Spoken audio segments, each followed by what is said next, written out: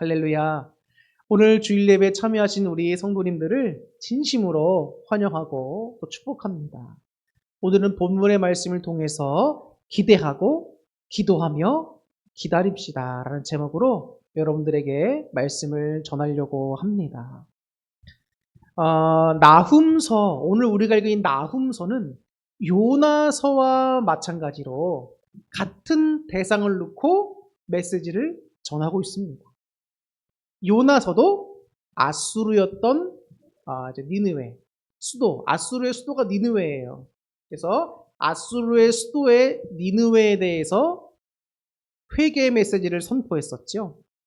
근데 나훔서는 같은 아수르 니느웨를 향해서 선포하지만 메시지가 너무나 다릅니다. 요나서는 니느웨 성에 회개할 것을 선포했죠. 그리고 하나님께서 그들을 구원하시는 것을 전합니다.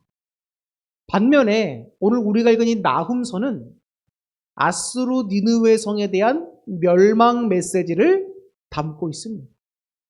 요나는 아수르 니느웨의 구원을 선포했지만 나훔서는 아수르 니느웨의 멸망을 선포하고 있다는 거예요. 요나서는 기원전 약 760년경에 쓰였습니다. 그리고 오늘 우리가 읽은 나훔서는 그로부터 약 한 100년이 지났어요. 100년이 지난 후에 663년 정도에 이 나훔서가 쓰였습니다.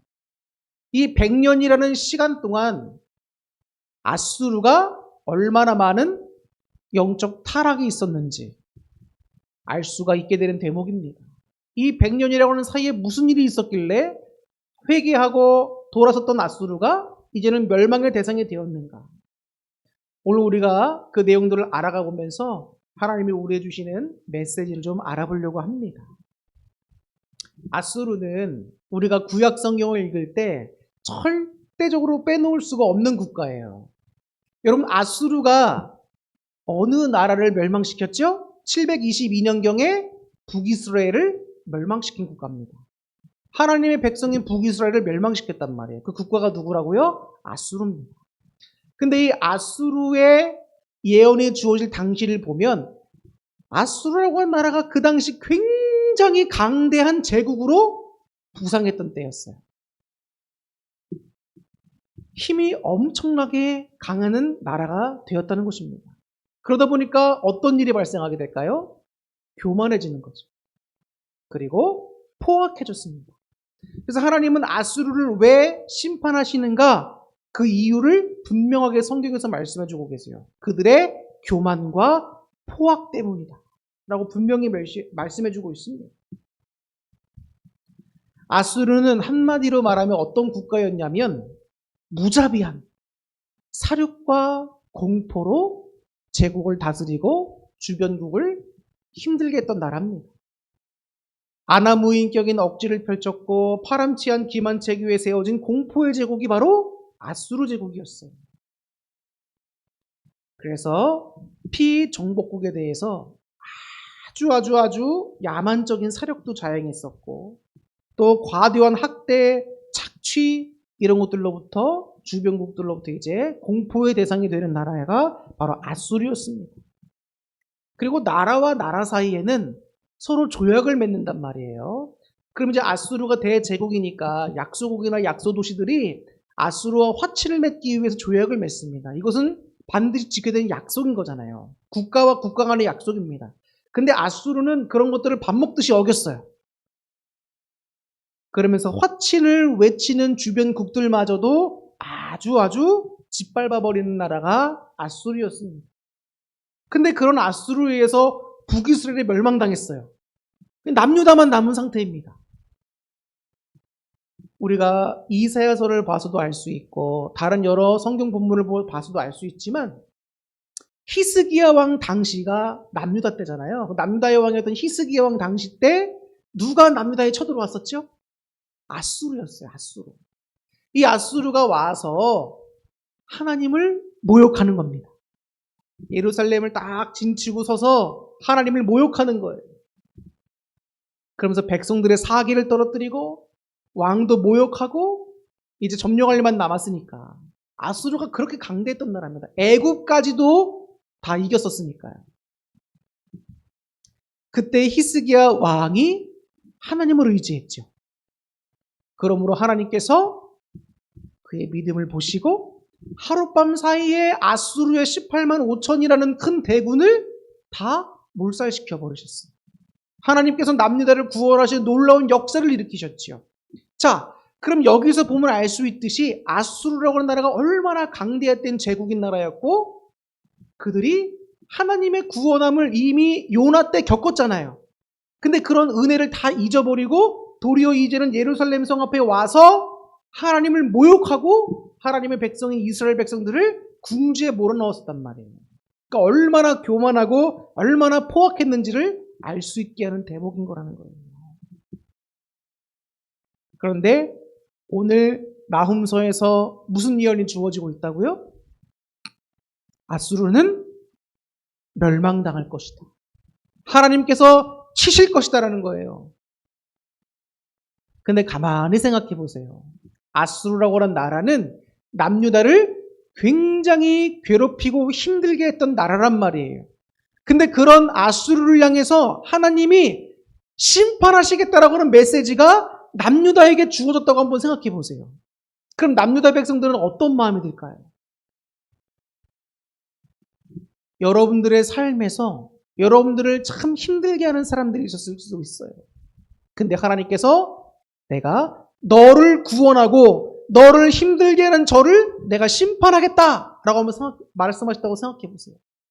우리 마음속에 얼마나 큰 위로가 되겠습니까? 그죠? 아수르에게는 교만하고 포악했던 아수르에게는 저주였지만 하나님의 백성이었던 남유다 백성들에게는 이만큼 희소식이 없는 거예요.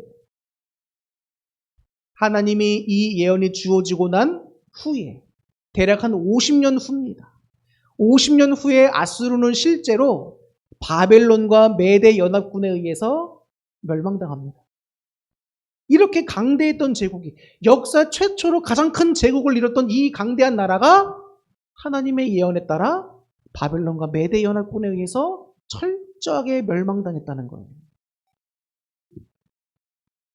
여기서 우리는 두 가지를 알 수 있습니다.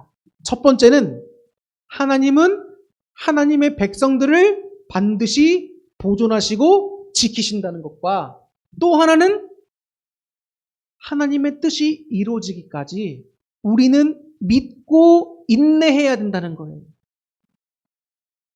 나훔을 통해서 하나님의 예언의 메시지가 선포됐을 때 선포된 대로 바로 응답되면 얼마나 좋습니까?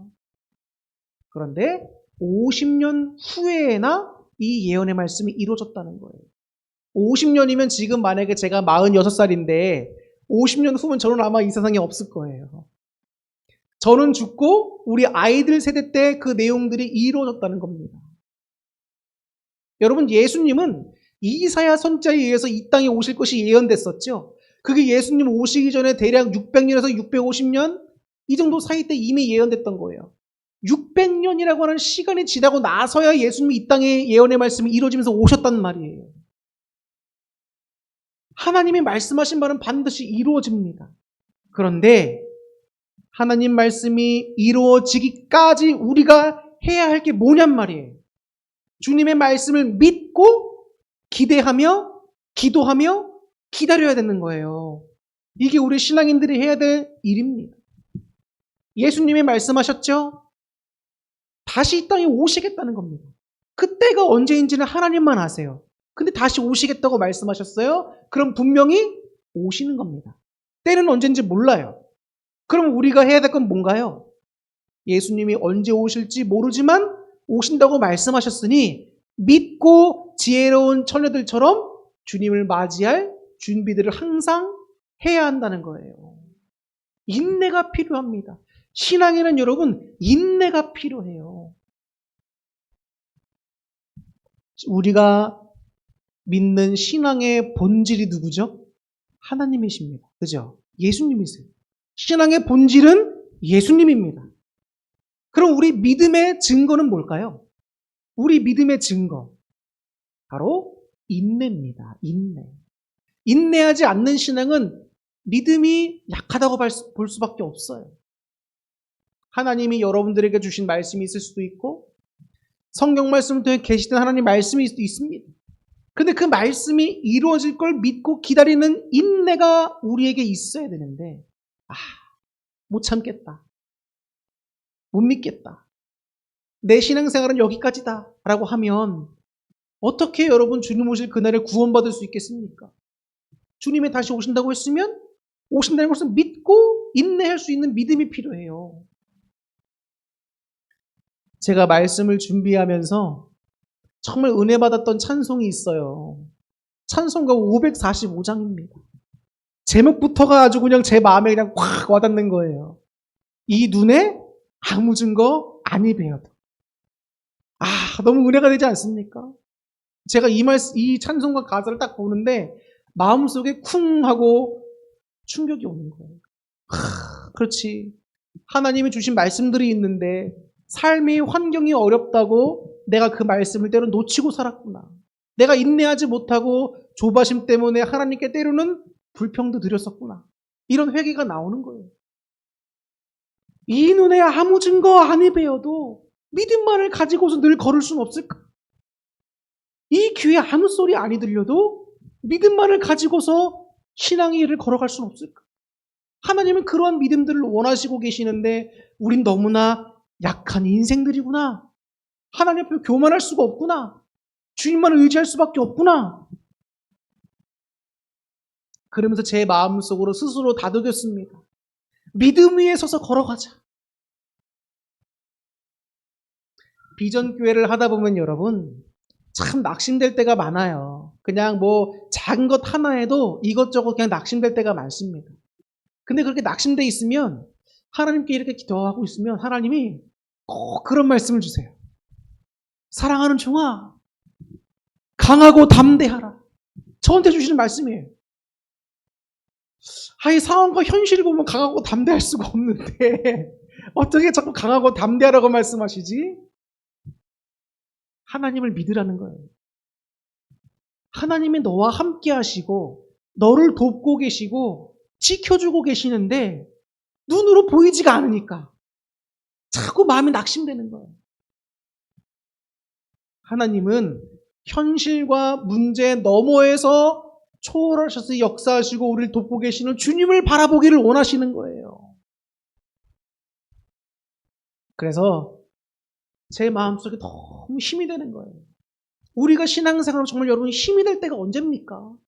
주님이 나를 위로해 주신 것을 느낄 때, 하나님 말씀 안에서 나와 동행하시는 걸 느낄 때가 여러분 정말 행복한 거 아닙니까? 우리가 사는 인생이 참 외로워요. 내 옆에 아내가 있고 남편이 있어도요, 외로워요. 나를 이해해 줄 수 있는 사람은 오직 하나님밖에 없습니다. 인생은 혼자라는 말도 있잖아요. 그런데 하나님은 너무 진실된 친구예요. 이런 분이 어디 있습니까? 제가 하나님께 나와서 막 속상한 얘기를 막 할 때가 있습니다. 근데 사람들은 그래요. 속상한 얘기, 힘든 얘기 자꾸 하면 얘기 듣기 싫어합니다. 그렇잖아요. 아휴, 또 시작이네. 이럴 수 있어요. 그런데 하나님은 언제든지 와라. 내가 다 들어줄게. 내가 너를 도와주리라. 강하고 담대하라. 말씀하시는 거예요. 그럼 우리는 그 말씀 믿고 오늘도 대장부처럼 허리를 동이고 일어나서 신앙의 길을 달려가고 우리의 삶을 책임감 있게 살아내야 되는 거예요. 하나님의 말씀의 성취가 바로 이루어지지 않고 하나님이 정하신 때에 이루어진다는 것을 다시 한번 마음에 새겨야 합니다. 그때까지 우리는 뭐 해야 된다고요? 믿음을 드리며 인내하는 것이 필요하다는 거예요. 인내가 없이는 아무것도 안 됩니다. 여러분들 새벽에도 나오시고 주일에도 나오시고 매 예배 때만 나오셔서 기도할 때 하나님께 여러 가지 간구하잖아요. 하나님 들어주세요. 하나님 이거 이렇게 좀 도와주세요. 간구하잖아요. 그럼 간구할 때 하나님이 한 번에 안 들어주시면 여러분 포기합니까? 아니잖아요. 들어주실 때까지 우리가 믿음을 갖고 기도드리죠. 인내하는 거예요, 그게. 인내가 없이는 아무것도 안 됩니다.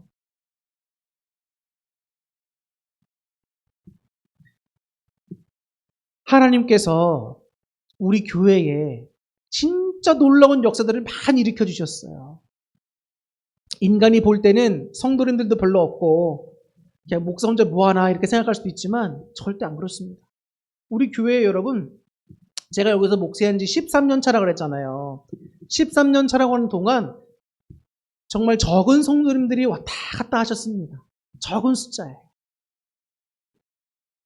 우리가 와서 목회하면서 첫 번째로 정착했던 젊은 부부가 있어요.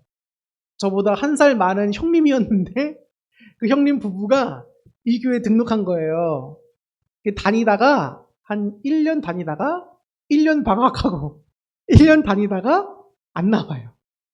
근데 중요한 건 뭐냐면 그분들이 거쳐 지나가고 난 후에 제가 많이 고민했습니다. 야, 이거 인간적으로 어떻게 목회를 해야 되냐?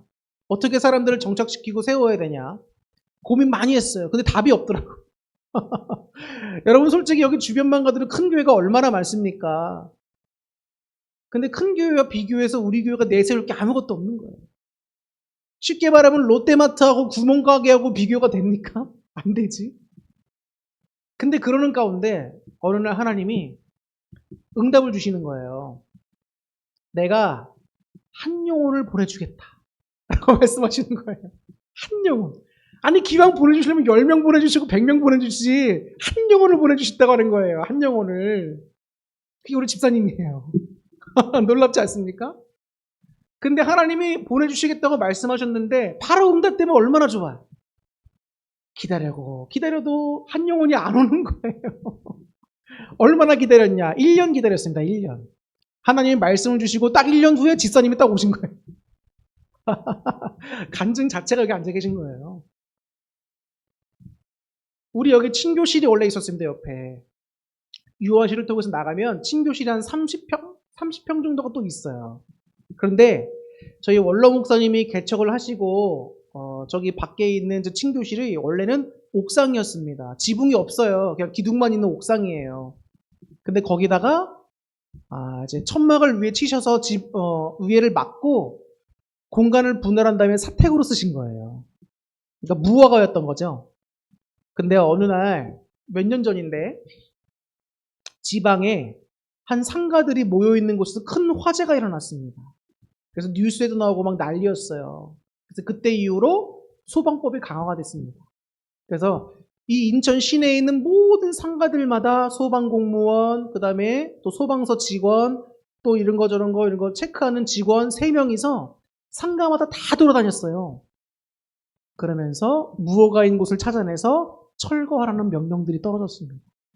그러니까 우리도 여기서 살고 있었단 말이에요. 집이 없고 돈이 없으니까 친교실 겸 사택 겸 해서 7년간 살고 있었단 말이에요. 그런데 여기를 이제 비워줘야 되는 상황이 된 거예요. 당장 어디로 나갑니까? 돈도 없고 집도 없고 애들은 어리지. 우리 막내가 지금 7살이지만 제가 아주 갓난아기 때 나간 거예요. 그런데 저희가 집을 얻을 수가 없어서 하나님께 기도할 틈도 없었어요. 그런데 정말 놀랍게 하나님이 역사해 주시는데 여기 이웃교회 설린교회라고 있어요. 설린감리교회라고 있습니다. 여로물경의장 바로 그 사거리 옆에 있는데 그 목사님이 우리 사정을 어떻게 들으셨어요. 그러더니 자기네 교회에 남는 사택이 하나 있다는 거예요. 그 사택을 우리들에게 그냥 무상으로 살 수 있도록 제공해 주신다는 겁니다. 감사하게도 거기 가서 3년 동안 잘 지냈습니다. 얼마나 감사한지 몰라요. 그런데 여기 철거가 아직 안 된 상태였어요. 왜냐하면 철거를 하려면 또 돈이 필요하잖아요. 근데 철거를 하려면 이것도 한 800만 원 돈이 필요한 공사입니다. 근데 무슨 돈이 있어요? 하나님이 역사해 주시겠지. 기도했습니다.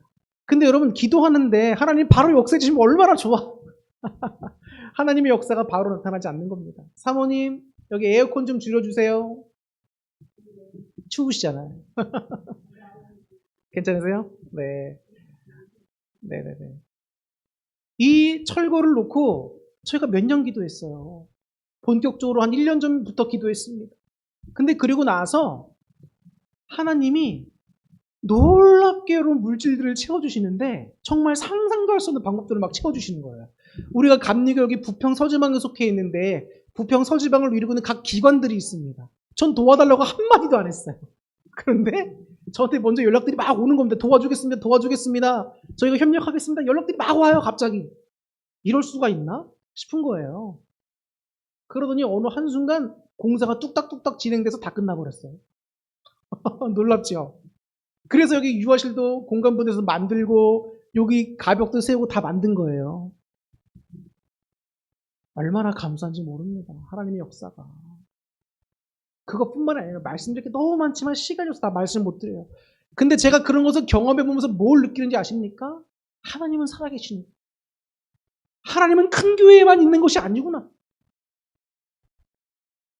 우리 모두가 다 하나님의 인도하심과 보호하심 속에 주님을 따라가고 있는 거구나. 깨닫게 되는 거예요. 그럼 여러분 얼마나 힘이 나는지 아십니까 여러분? 하나님이 우리 편이라니까요. 우리는 하나님의 역사를 이해할 수 없어요. 근데 하나님은 지금도 일하고 계십니다. 믿으셔야 돼요. 예수님이 끝까지 인내하셨기 때문에 그분의 구원 사역을 완성할 수가 있었어요. 만약에 예수님이 자신을 조롱하던 사람들, 자신을 따랐지만 배신했던 사람들, 십자가 달리는 고통들, 이런 것들을 예수님께 다 인내하지 못하셨다고 생각해 보세요. 그럼 구원 역사가 일어났을까요? 못 일어나는 거예요. 예수님도 인내하셨고 우리에게 본을 보이셨습니다. 그럼 우리는 어떻게 해야 될까요? 믿음을 가지고 기도하며 인내해야 되는 거예요. 네, 설교를 마치려고 합니다. 하나님은 우리의 삶 가운데서 우리를 한 명 한 명씩 지명하여 부르셨습니다. 왜 부르셨을까요? 저와 여러분들을 향한 놀라운 계획이 있으세요. 저는 목회자로 부르셨습니다. 목사로서 저를 통해 이루시고자 하는 계획이 있으신 거예요. 여러분들은 여러분들의 삶의 자리도 있으면서 또 이 교회의 성도, 집사로 부르셨다는 거예요. 또 왜 부르셨을까? 제가 우리 집사님에게 하나님께서 주신 말씀을 몇 번 전했지요. 근데 하나님께서 집사님에게 뭐라고 말씀하셨지요? 기억이 잘 안 나시죠? 사랑하는 여종아, 너는 이 교회의 일꾼이다라는 거예요. 제가 준 말 아닙니다. 하나님이 주신 걸 전한 거예요. 그러면서 하신 말씀이 뭐냐면 너의 능력만 의지하지 말고 믿음으로 하나님을 의지하라. 그런 거예요. 저도 부족하고 우리 다 부족합니다. 근데 누가 우리의 힘이 되어주시죠? 하나님의 힘이 되어주시잖아요.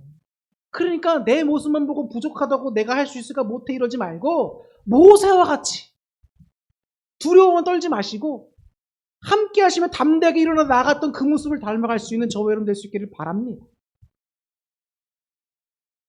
하나님은 성령님을 통해서 여러분의 마음속에 거룩한 뜻을 주시고 때로는 말씀해 주시기도 하고 하나님이 하실 일들을 계시해 줄 수 있어요. 그러면 그 말씀이 이루어질 줄 믿고 오늘도 기대하고 나를 통해 어떻게 역사하실까? 어떤 큰 좋은 것을 주실까? 좀 기대하세요, 여러분. 아유, 이제 나이 많이 먹었는데 뭘 기대합니까? 우리 삶은 여기는 여러분 나그네와 같은 곳입니다. 잠깐 살지만 천국은 영원하잖아요. 그 천국에서 여러분 하나님이 놀라운 것들을 주시겠다고 하는데 왜 기대를 안 하십니까? 천국 소망하며 살아야지. 이 땅에 소망할 게 뭐 있습니까? 기도하세요. 인내하세요. 그 인내가 결국엔 우리를 승리로, 복의 길로, 주님의 길로 온전히 인도해 주기를 여러분 확신하시기를 바랍니다. 그래서 인내하시며 승리하시고 놀라운 복들을 받아 누리실 수 있는 여러분 되기를 주님의 이름으로 축원합니다. 기도하겠습니다.